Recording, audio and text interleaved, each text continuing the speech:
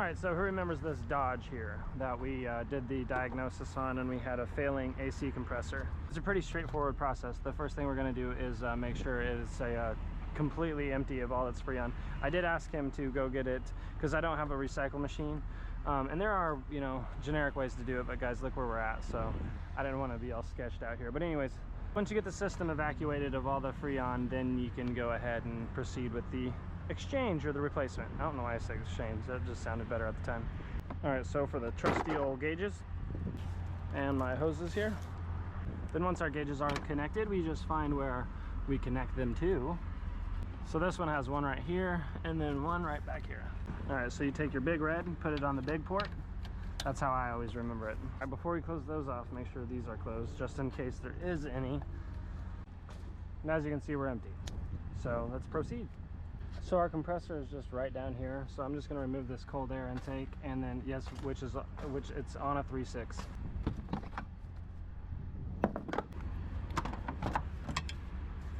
Okay. Take that out of the way. There she is. All right, then you just get that tension off of there. Boom. Oh dang, look at the water pump pulley. See that? Sucker looks used up.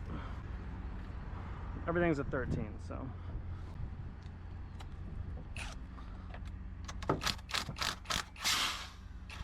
Oh, there's a little bit pressure in the compressor itself. That was unexpected.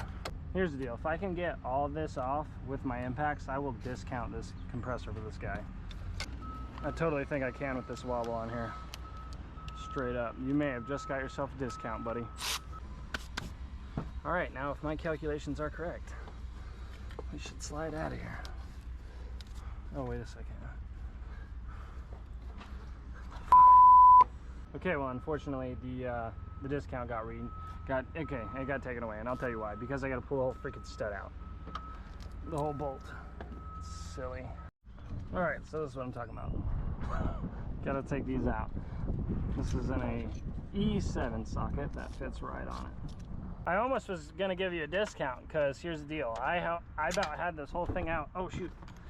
I about had this whole thing out with just my impact, and then when I was sliding it off, there wasn't enough room. So I was like, I gotta take these off, dude. Yeah. Alright, here she is. Alright, so here's our new compressor.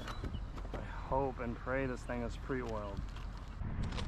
Okay, so, well, the instructions were very misleading. It told me that depending on the label type, I need to drain and add.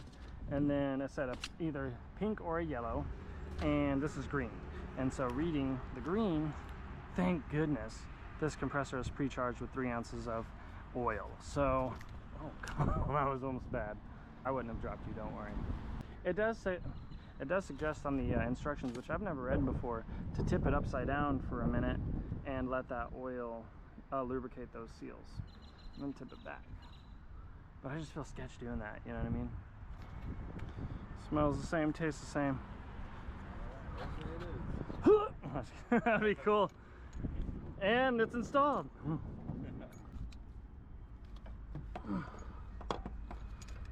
When I almost had it out with my impacts, I was like, oh my God, finally an easy job.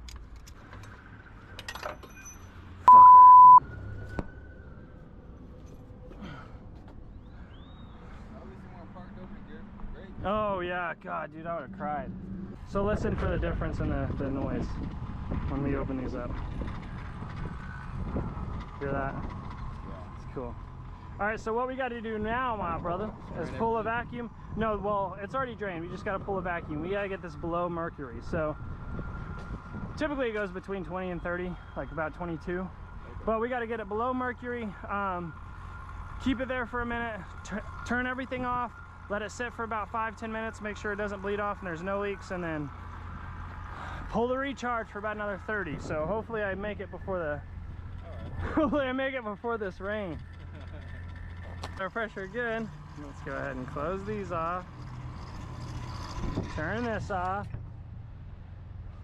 And we're not budging. We're gonna leave it for like 5-10 minutes. Make sure it doesn't move. And we're at, what would you say that's at, like 20? 22, 23. About 22, yeah. Yeah, it's always about 22, 23. And that's called below mercury level. Okay. Yeah. It makes it sound cool too, you know what I mean? We're going below mercury. All right, brother. We are good, so no leaks. Let's go ahead and proceed with our our vacuum. Okay, and we're back, and we still have an excellent vacuum on this thing. So what we're gonna do is close this, turn this off.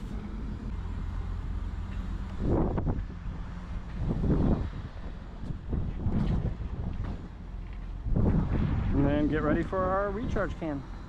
Which, guys, here's the deal. There's one very, very, very important thing that you have to do when recharging this, and that is, once you twist this, and this Freon goes through this hose right here, before you did that, there was air in that hose. So you have to purge it out. Dude, I've seen people not do this right here and put air right back into the system. All right, will you get in and start it for me? Turn on that AC.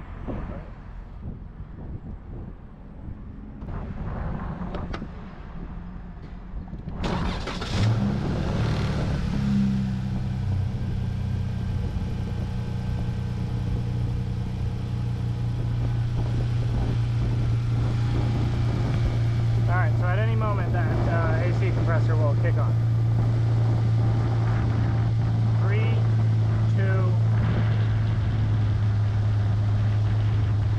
1. There.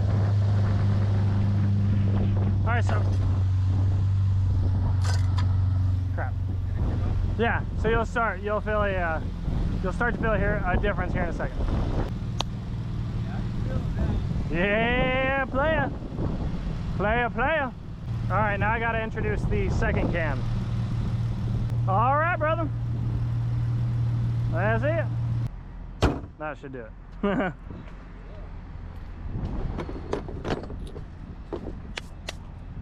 All right, that's $2,000.